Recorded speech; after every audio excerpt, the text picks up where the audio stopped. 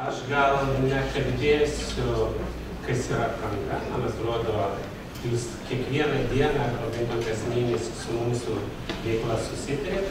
Tik noriu pasakyti, kad ką mes kūrėm unikalią prekybinę kompaniją, kuri realiai valdo visus stipriausius pasaulio Europos prekinius ženklus Lietuvoje drabužių rinkoje ir yra absoliutus rinkos lyderis tiek Lietuvoje, tiek Latvijoje. Ir norėčiau pristatyti gal ne tiek, kas yra įmonė ir kaip jinai veikia, o kas mano supratimu yra svarbiausia investuojant į aprangos akcijas, nes mes viena iš tų kompanijų, kur akcijos iš tikrųjų yra pakankamai likvidžios, nes stabiliai mokėjom ir mokam pakankamai aukštus dividendus, kurie, žinoma, dažniausiai patinka investuotams ir akcininkams taip pat. Tai aš tik norėčiau atkreipti dėmesį kai kurios dalykus, kurie mano supratimu yra svarbu ir galbūt kai kurie skaičiai, kurie jums atrodo truputį kitaip negu jūs norėtumėt, galbūt jums darys kitokį įspūdį. O šiaip apranga yra pakankamai didelė kompanija. Mes turime tik 2000 darbuotojų. Šia kolegai kylėsi savo jauną amžių. Nes mūsų amžiaus vidurkis yra 25 metai viso kolektyvo ir mes turim palyginimą apie 900 studentų ir vis įvairių kitų darbuotojų, tai kad irgi esame labai jaunas ir intelektualus kolektyvas. Tai vis tik norėčiau pasakyti, kad labai svarbu suprasti, ar galime išjungti šviesą, nes mes kažkaip demonstruojam juodam fone, bet pasirodo juoda balta, kadangi apranga madų kompanija, tai mes paprastai taip truputį kitaip demonstruojam. Tai ką mes darėm per pastaruosius 3 metus ir ko nepasiekėm, iš principo yra labai svarbus kertinis dalykas vertinant aprangos rezultatus, aprangos investicijas akciją ir aplamai apie įmonės perspektyvą. Tai jeigu pažiūrėt praeitais metais mūsų mažmeninė prekių apyvarta, mes parduodam beveik tik gyventojams Baltijos šalyse, išaugo 8,5% ir sudarė 183,5 milijonų. Na, man malonu pabrėžti tai, kad mes per pastaruosius 3 metus, o mes turim specifinį sprendimų radą 3 metams, išaugo maždaug per 50%, tai yra vidutinė metinė augimo tempai, mes sudaro 15–16%, kas mano supratimu vartojimo rinkoje ir mažmeninėje prekyboje, tai esant ir dabartinė Lietuvos rinkos situacija yra iš tikrųjų labai aukštas rodiklis. Nežinau, jums matosi labai gerai, bet Latvijoje ir Estijoje, kurios yra mūsų eksporto rinkos, mūsų augimo tempai per pastaruosius 3 metus viršijo 20%. Praeitais, tai vienais metais vienoje šalyje daugiau, kitais metais kitoje šalyje daugiau, bet iš principo augimo tempai yra iš tikrųjų pakankamai aukšti. Mes dirbam tik 3 rinkose, 3 Baltijos šalyse. Na, jeigu pakalbėti apie tos rodiklius, kurios matyti finansiniams investuotojams labai svarbus, tai pelnas prieš apmokestinimą. Tai šiuo metu tas mūsų pelnas sudaro 13–14 milijonų eurų.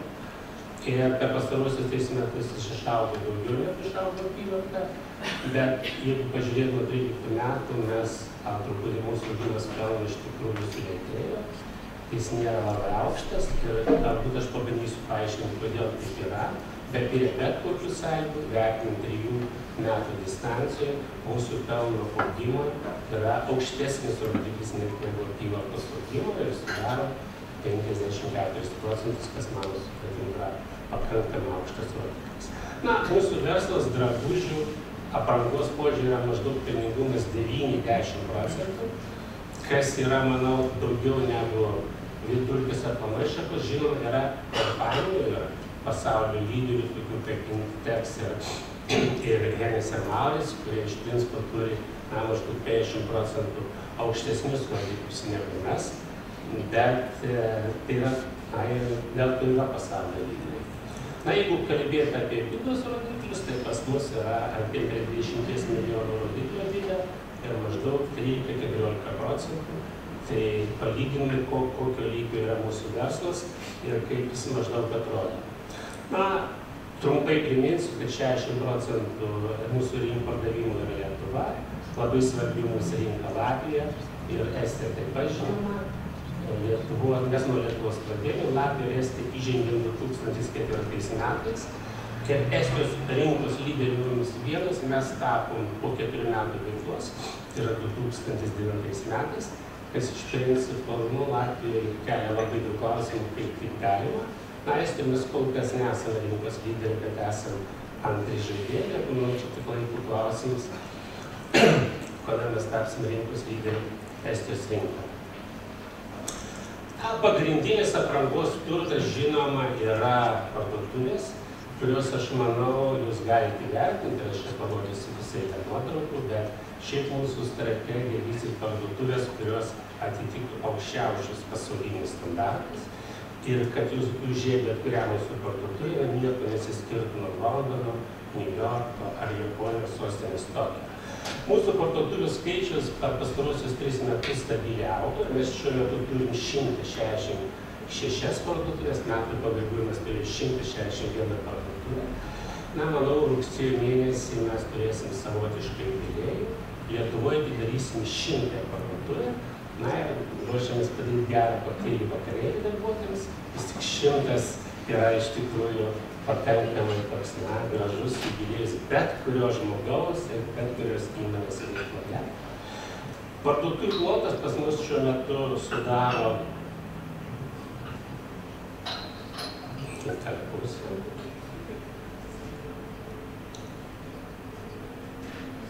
parduotuvių plotas pas mus sudaro 73 tūkstančius kvadratinių metrų, tai maždaug kiekvienais metais mes parduotuvių plotą padarytum 3-4 tūkstančius kvadratinių metrų. Ir tai yra mūsų turtas, ta prasme, kad kai man klausia kažkoks vienas ar kitas žaidėjas gali paveikti aprangos rezultatus, tai norit sukonkuruoti su apranga, bent jau 10 tūkstančių kvadratinių metrų ploto parduotuvę reikėtų turėti, kad galėtume daryti vienokį kitokį įtaką. Ten parduotuvė 200 metrų, 300 metrų.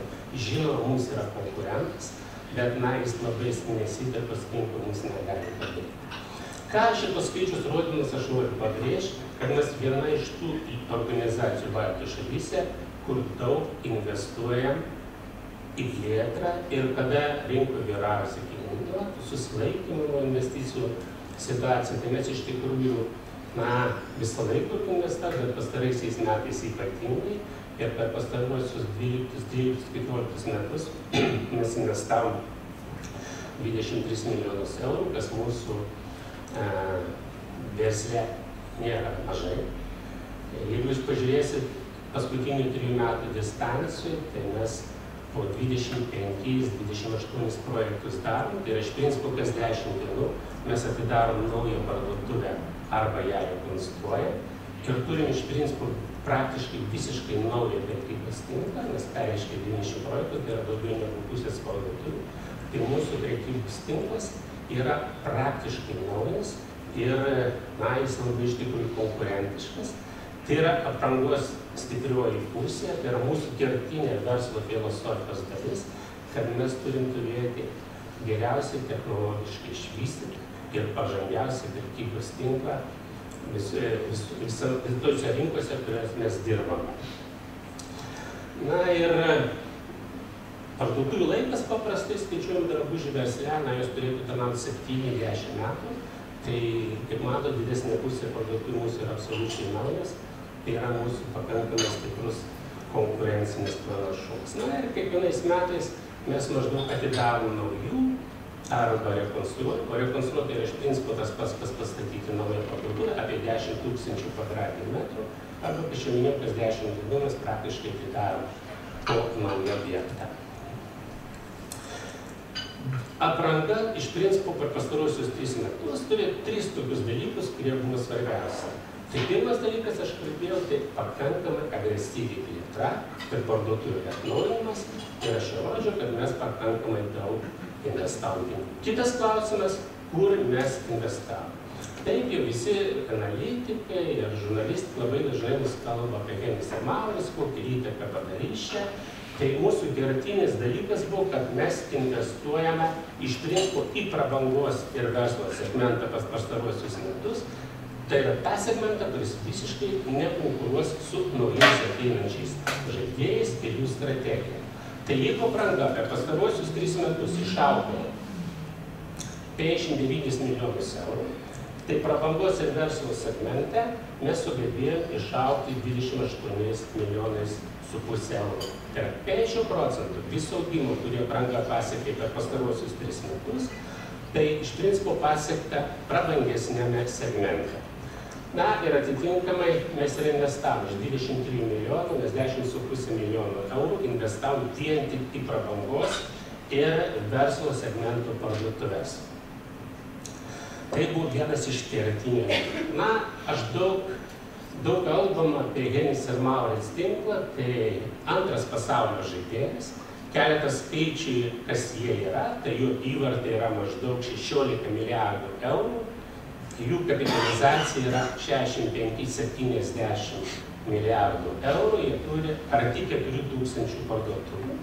Tai yra žaidėjas antras pasaulio. Tiesa, mes dirbom su pirmu žaidėju Inditexu, kurio apyvarta yra 18,3 milijardų eurų maždaug, kapitalizacija palyginimui 95 milijardai eurų, tai yra 5 kartus daugiau negu jie aplamai prekiauja ir jie turi apie 6,000 parduotuvių. Šiek trečias pasaulio drabužių žaidėjas yra Kepas, kurio kol kas Baltijos šalyse nėra, bet tai yra iš principo visi skiriančios bendrovės.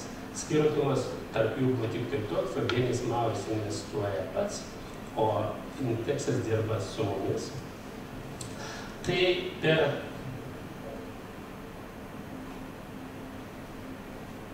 aš vis tik grįšiu dar prie, kodėl aš taip ne į tą pusės.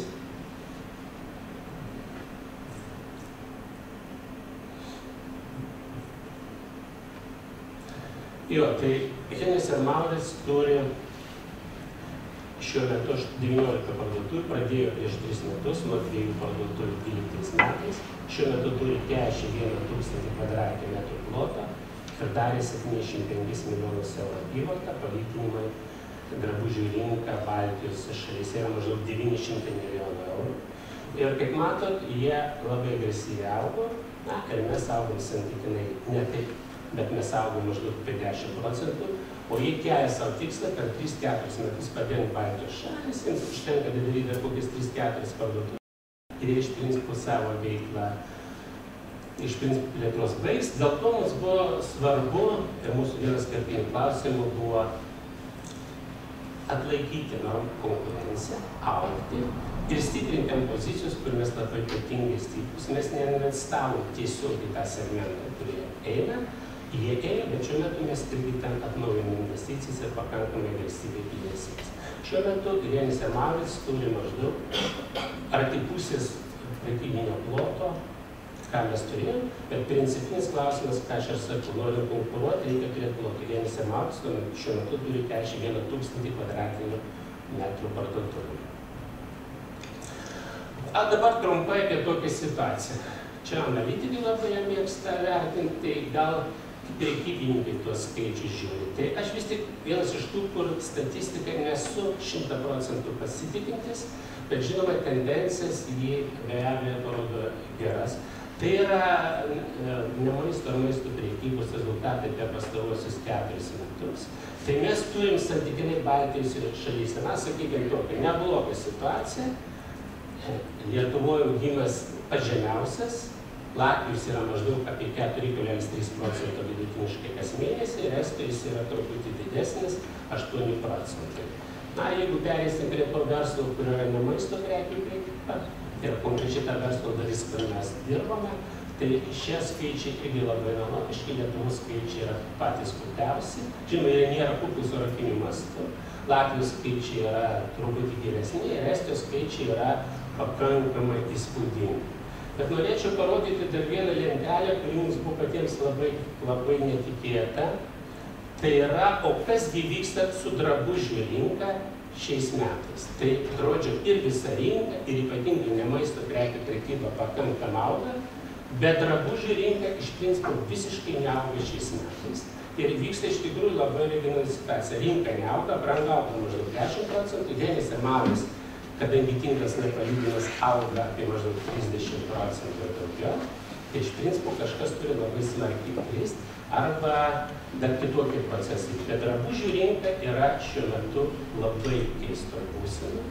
Ir mūsų skaičiai, kada žiūrim bendrus drabužių rinkos kontekstą Baltijos šalyse, yra truputį kitokie. Tai kaip atrodo aprangos mažmeninės prekybos rodikliai, kas mėnesį, nes beveik visos pasaulio drabužių kompanijos, kurios listinguojamas biržos, jos iš principo kaip skelbia, kad tai ketvirčio arba mėnesio rezultatus, juos skelbia pirmiausia, nes tai galime matyti apie savo vartojimą. Tai apranga už 5 mėnesius turėjo, atsiprašau dar kartą, apranga turėjo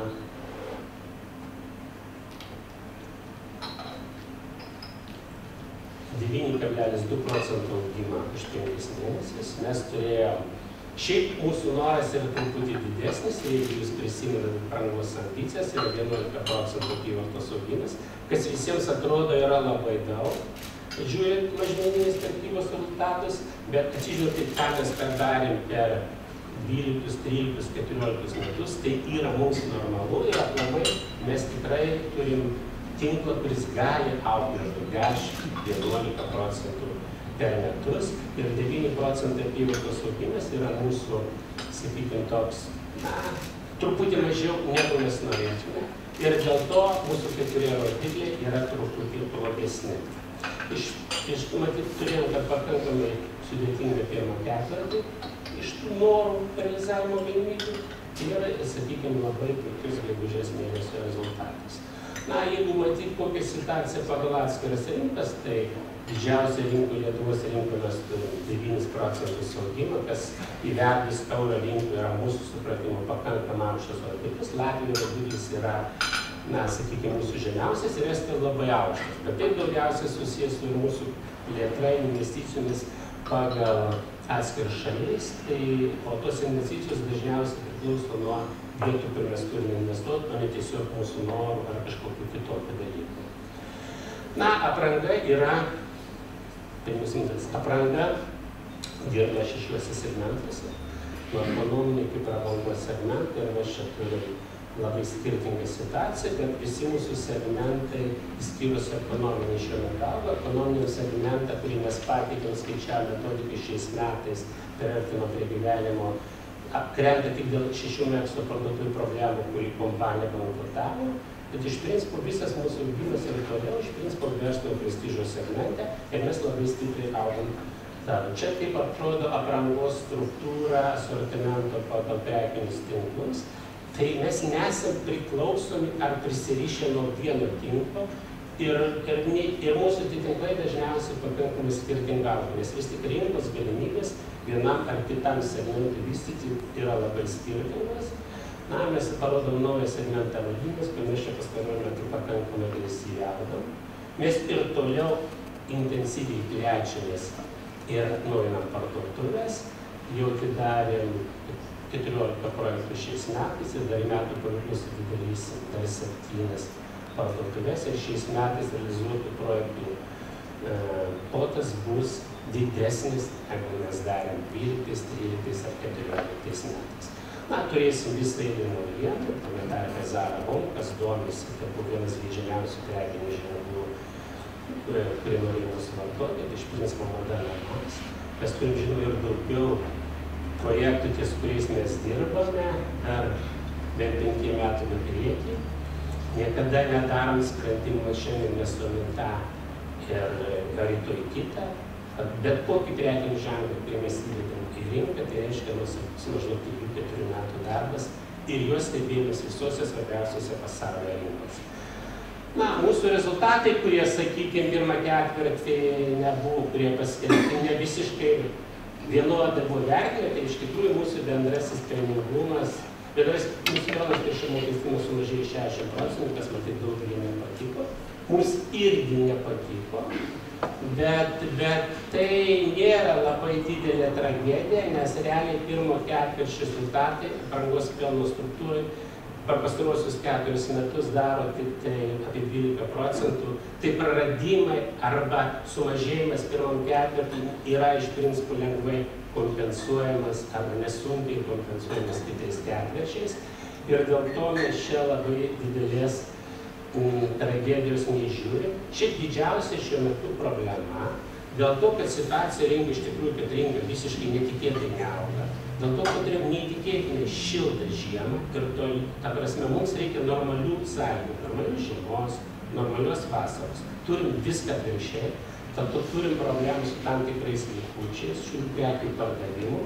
Ir dėl to pagrindinė aprangos problema buvo mažėjantis pelningumas, kuris sumažėjo nuo 54 iki 40%. Tai yra vienas kertiniai klausimai, kuris mus trukdo pasiekti planuotus skaičius. Na ir pabaigai aš noriu parodyti, kad aprangos planas šiems metams yra augti 11%, nors mes turim 9,2% augimą, tai mes truputį atsiliekam. Bet mes planų nemažim ir tikimės šitos rodiklis pasiekti. Patinko vystymo planus 16-20 parduotuvių, mes iš principo jau viršina, taip atrodo mūsų parduotuvės, kurios mes keliam tikslus, kad jos atrodo lygiai taip ir kaip bet kur, tai yra naujausia Zara koncepcija, didžiausia Baltijos šalyse, čia mūsų kitos parduotuvės.